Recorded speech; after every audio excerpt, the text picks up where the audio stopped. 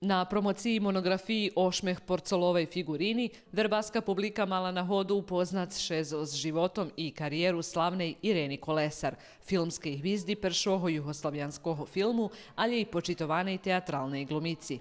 U tvorenju monografiji učestvovali členi društva Rusnacoh za Srimskej Mitrovici i novinarske asocijacije Rusnacoh, a knjižka realizovana u ramikoh projekta Irena Kolesar, paradigma pravdivej umetnosci.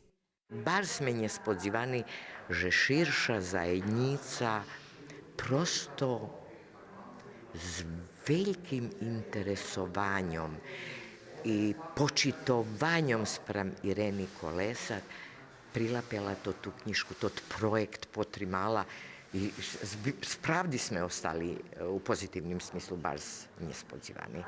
I dumam, že to treba da služi na čest ruskej zajednici, že mala takvu umetnicu i takvu osobu.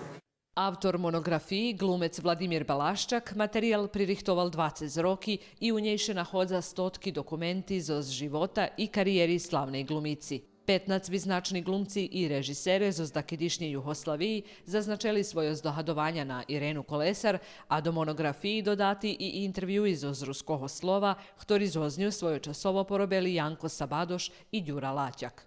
To, co po-ruski pisane, ja stala na stanovisku, keď to narod robi, keď društvo Rusnacov, to, co Rusnaci o njej imaju, to muši biti po-ruske.